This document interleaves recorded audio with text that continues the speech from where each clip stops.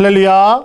녹음이 깊어지는 계절입니다. 한 주간 평안하셨지요? 하나님의 은혜와 사랑이 모든 속장님들과 그 가정과 삶의 모든 터전 위에 가득하시기를 먼저 간절히 축원합니다. 벌써 5월이 다 지나고 이제 6월입니다. 이제 다음 주부터는 그동안 우리가 기다리며 기대했던 호렙산 기도회가 어둠을 뚫고 빛으로 나아가라라는 주제로 시작합니다.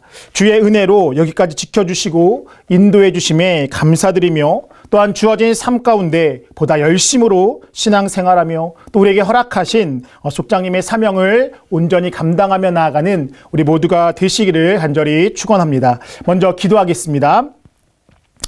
사랑과 은혜가 풍성한 하나님, 한 주를 은혜로 살아가게 하여 주시고 속해 지도자 교육으로 모이게 하시니 참으로 감사를 드립니다.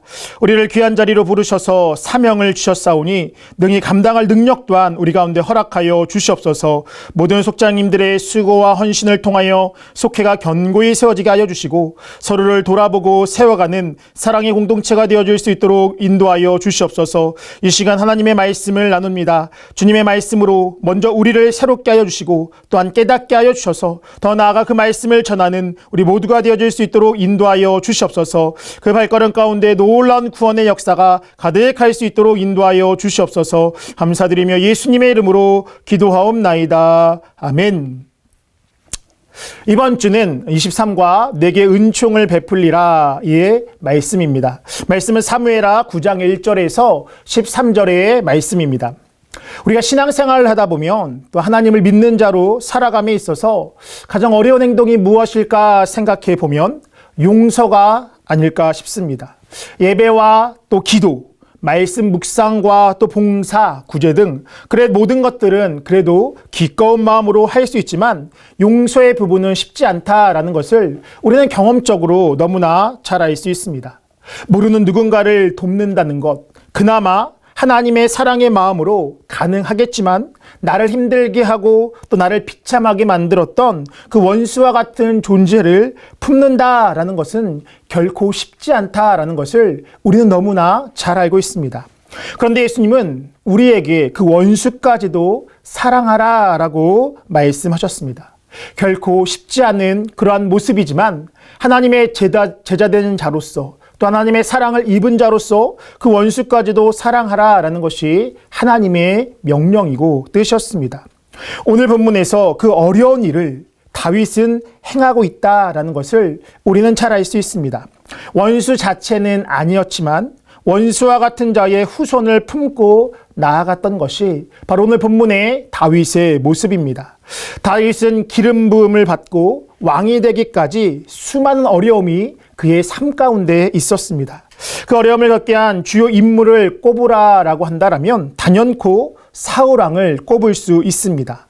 사울왕의 시기와 질투와 광기는 다윗의 인생을 한순간에 도망자의 신세로 전락하게 만들었고 다윗으로 하여금 인고의 시간을 겪게 만들었습니다. 목숨의 위협은 물론이거니와 그의 자존심까지도 완전히 무너지는 상황이 되었고 비참한 삶을 살게 만들었던 것이 바로 그 사울왕의 모습이었습니다. 어쩌면 그 이름만 들어도 치가 떨릴 정도로 다윗의 삶을 어렵게 만들었던 그러한 인물이었습니다. 물론 하나님의 은혜로 그 다윗은 왕으로 세워졌지만 또한 인간의 마음으로는 도저히 그를 용서할 수 없는 것이 그 사울왕에 대한 다윗의 마음이었을 것입니다. 그런데 다윗은 오늘 본문에서 사울의 집에 은총을 베풀겠다라고 이야기하고 있습니다. 인류의 역사를 보면 어느 왕이 폐위가 되고 새로운 왕이 세워지게 되면 그 폐위된 가족이나 왕의 가족이나 그를 따르던 무리들을 죽이거나 이제는 더 이상 복귀 못할 정도로 철저히 짓밟은 것이 일반적인 모습이었는데 다윗 왕은 그렇게 행하지 않았습니다. 그 이유는 다른 것이 아니라 그가 먼저는 하나님을 분명히 믿었기 때문입니다. 더 나아가 사울 왕의 아들이었던 요나단과 맺었던 그 언약 때문이었습니다. 다윗 자신이 도망자 시절 그 죽음과 공포 속에 쌓여있던 그의 삶에 그의 위협을 무릅쓰고도 자신을 도왔던 그 요나단에 대해 먼 훗날 그를 돕기로 언약했던 것이 다윗의 모습이었기 때문입니다. 사울의 가정을 멸해야 되는 이유가 수없이 많고 또 아주 분명하지만 그러지 말아야 될 단 하나의 이유를 기억하면서 요나단의 아들 무비보셋을 그에게 선을 베풀었던 것입니다. 다윗은 이와 같이 약속에 충실하며 받은 은혜를 기억하며 나눌 줄 아는 그러한 사람이었습니다. 그는 언제나 자신의 삶이 하나님의 언약과 은혜 안에 있었음을 기억하고 감사하는 삶을 살았습니다. 자, 그렇다면 믿는다라고 말하는 우리의 삶은 과연 어떠해야 하는 것일까요? 행여 내가 처한 삶의 환경만을 바라보고 있지는 않으십니까? 아니면 그 안에 매몰되어 그렇게 살아가고 있는 것이 우리의 모습은 아니십니까? 아니면 다윗과 같이 주어진 약속의 말씀, 그 은혜를 신뢰하며 나아가고 있으십니까? 오늘 본문의 말씀을 통하여 하나님께서 우리에게 주시는 그 말씀은 무엇인지, 어떻게 다윗은 사울의 집안에 은총을 베풀며 나아갈 수 있었는지를 우리가 이 시간 함께 나누고 기도의 제목을 삼고자 합니다. 첫 번째입니다. 은혜를 은혜로 받아들이는 마음입니다. 은혜를 은혜로 받아들이는 마음입니다. 다윗은 왕이 된 후에 사울의 집안의 남은 자를 찾게 되었고 요나단의 아들 무비보셋을 찾게 되었습니다. 그리고 그에게 자신의 왕자들과 같은 대우를 하게 되는데, 앞서도 얘기했던 것처럼 이는 과거 자신에게 베풀었던 요나단의 은혜를 기억하고 보답하기 위함이었습니다. 다윗과 요나단의 우정이 아름다운 것은 서로에 대한 이와 같은 은혜를 기억했기 때문입니다. 다윗은 사울에게 쫓겨야 했던 과거를 기억했던 것이 아니라 자신에게 베풀어준 요나단의 은혜에 초점을 두고 나아갔습니다. 은혜를 베풀지 말아도 되는, 오히려 멸망시켜야만 하는 이유가 더 많았지만 다윗은 그것에 집중했던 것이 아니라 자신이 은혜 베풀어야 될 그 이유에 집중하며 나아갔던 것입니다. 이것이 바로 믿는 우리의 모습이 되어야 합니다.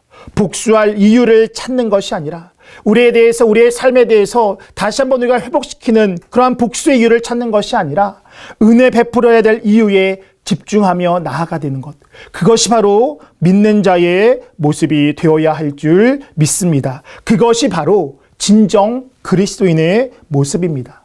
그리스도인은 자신에게 주어진 하나님의 은혜를 깨달아야 되는 것이며 그것을 받아들이는 사람, 그것이 바로 그리스도인의 모습입니다.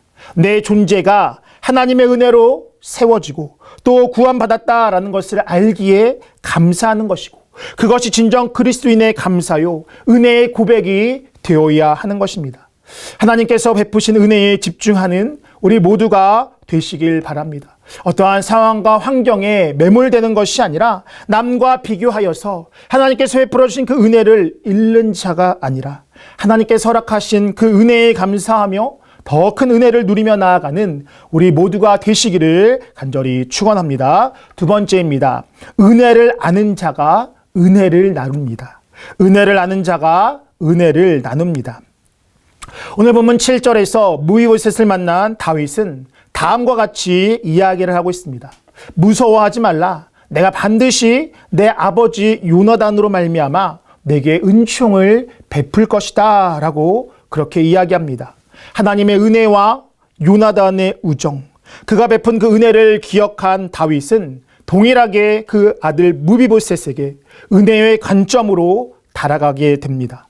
양을 쳤던 목동에 불과했던 그 자신을 선택하셔서 이스라엘의 왕으로 세우신 하나님의 은혜, 물론 그 과정 가운데 어려움도 분명히 많았지만 그 모든 것이 하나님의 전적인 인도하심과 은혜였음을 알았기에 다윗은 그 은혜를 나누는 삶을 살기로 결단했던 것입니다.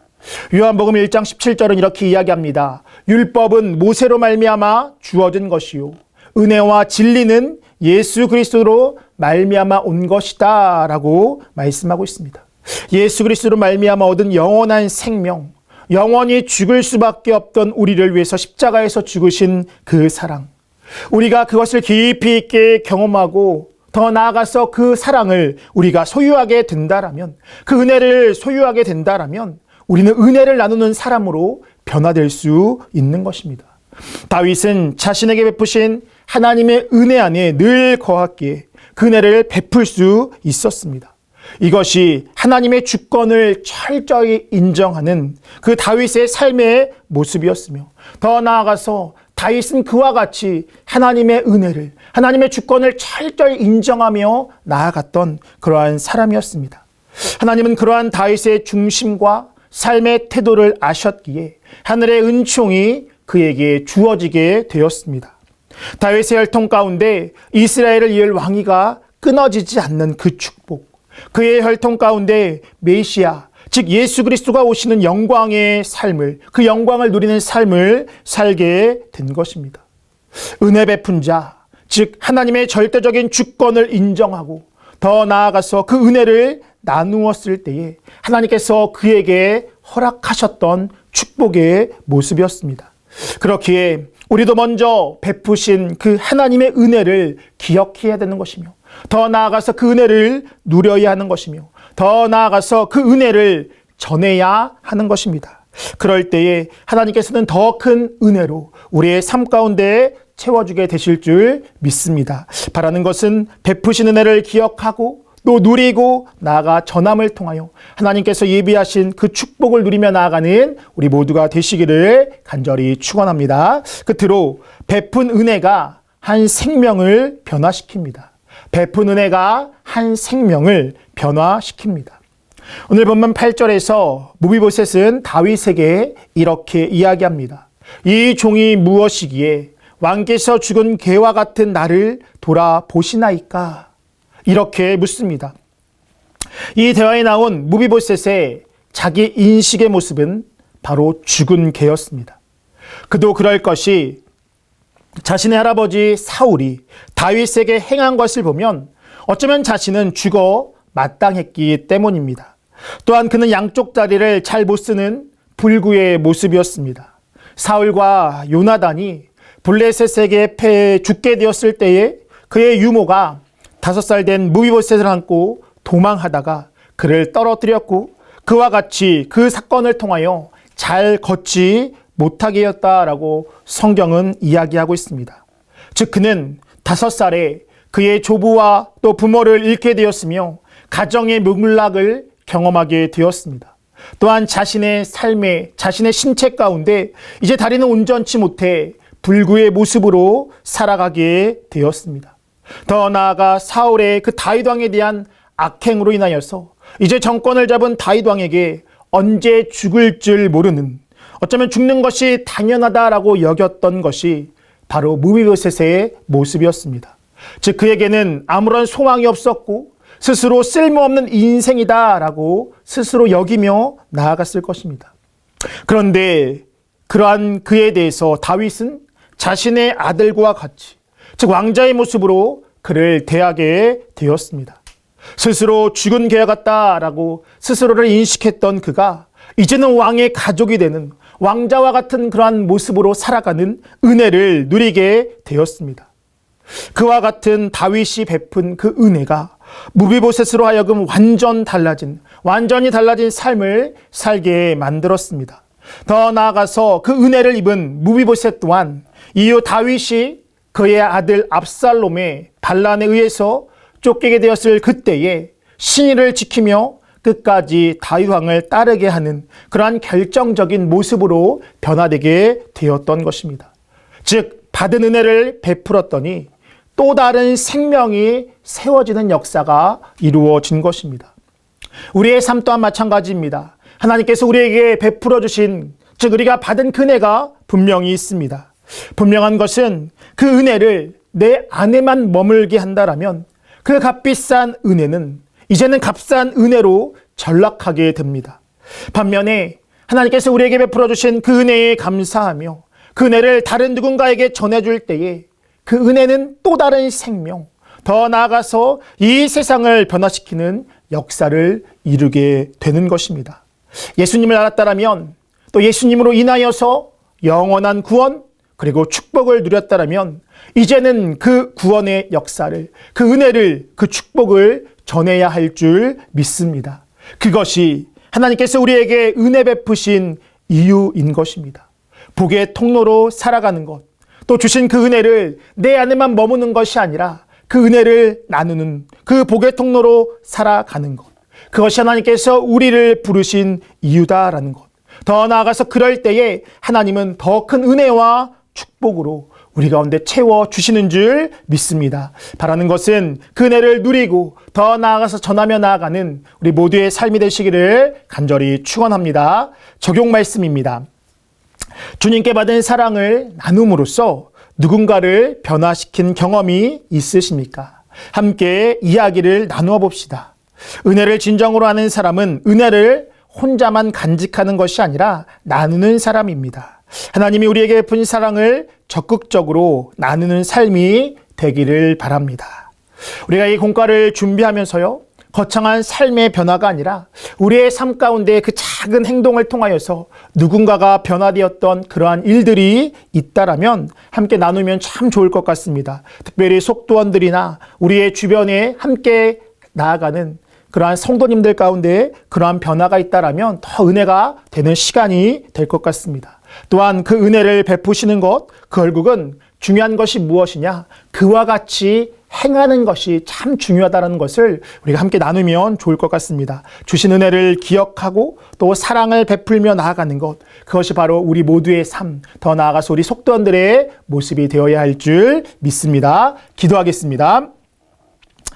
우리의 선한 목자 되시는 참 좋으신 하나님, 오늘 속해 말씀을 통하여 은혜 받게 하여 주시고 또한 결단하게 하시니 참으로 감사를 드립니다. 삶의 모든 것이 하나님의 은혜이고 주권임을 깨닫게 하여 주시고 겸손함으로 주의 뜻을 이루는 우리의 삶이 되어질 수 있도록 인도하여 주시옵소서. 내게 주신 은혜가 내 안에 머무는 인생 되지 않게 하여 주시고 나누고 전하는 풍성한 인생으로 살아갈 수 있는 우리 모두의 삶이 되어질 수 있도록 인도하여 주시옵소서. 나아가 그 가운데 생명 살아남의 역사가 풍성하게 이루어지게 하여 주시고 하나님의 나라가 온전히 세워지는 역사를 누리며 나아갈 수 있도록 인도하여 주시옵소서. 모든 속장님들의 수고와 헌신을 기억하여 주시고 각자의 속해 가운데 각자의 삶 가운데 하늘의 은혜와 축복을 누리며 나아가는 귀하고 복된 발걸음 되어질 수 있도록 인도하여 주시옵소서. 이번 한 주간의 속해 가운데에서도 하나님의 은혜와 성령의 임재하심이 가득한 시간 또 가득한 인생 되어질 수 있도록 인도하여 주시옵소서.